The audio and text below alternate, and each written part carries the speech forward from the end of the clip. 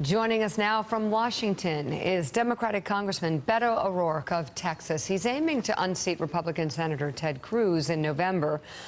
Very good to have you on the show this morning.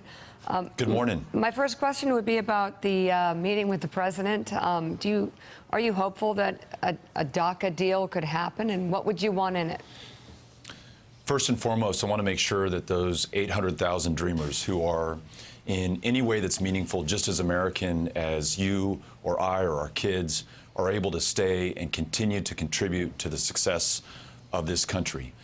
Secondly, I'm open to any reasonable proposals, like one I worked on with John Cornyn, our senior Republican U.S. Senator from Texas, to increase staffing at our ports of entry, those places where we connect with Mexico, where the vast majority of goods and people cross through, where we are severely understaffed. That improves security. It's also connected to job growth and economic growth in our state and in our country. So that's the path I'd like to take. But listen, I'm going to work with anyone, anytime, anywhere to do the right thing for our country. And I think it's a good sign that at least people are talking and listening to each other right now. Nick. Congressman Nick Confessore here. So the border is a big issue in Texas. I'm curious if you think it's important as a policy priority to keep people from coming into the country who do not have permission to be in the country. I think it's important to ensure that we have immigration laws that reflect our interests, our values, and the reality on the ground. One of which today there are more Mexican nationals going south to Mexico from the United States than are coming north from that country here. We have the lowest levels of northbound apprehension in my lifetime.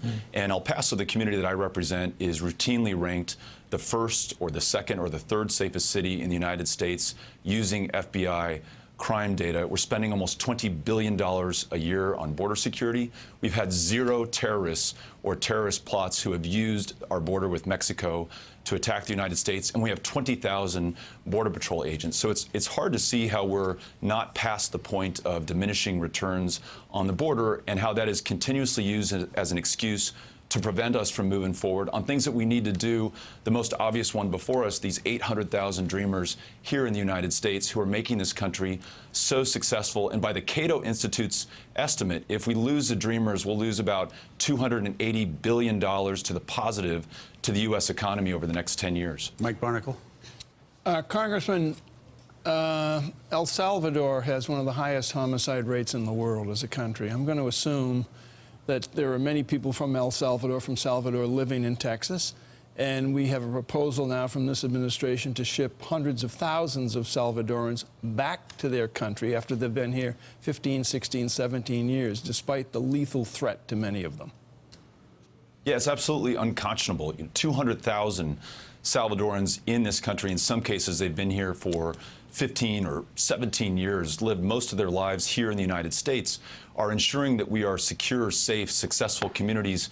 About a quarter of those that I represent in Congress were born in another country, many in Mexico, many in El Salvador. They are the reason, in large part, for our security, the fact that El Paso's routinely one of the safest cities in America. So, first of all, there's nothing to be afraid of. Second of all, there's every reason in the world to make sure that we can capitalize on their contributions to our country. And enforcing El Salvador at its most vulnerable moment to absorb 200,000 people from this country is going to produce more pressures and more problems that'll come back right on our front doorstep on the Texas-Mexico border. Quickly before we go, Gene Robinson, tell us about Emilio Gutierrez. Yeah, this is a reporter from Ciudad Juarez who has been living in this country peacefully with our recognition and understanding for the last 8 years, is now under the Trump administration in a detention cell in El Paso awaiting deportation.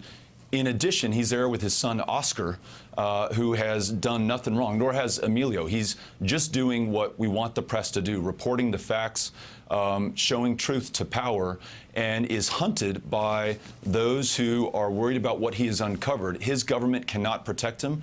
We have a responsibility to do that.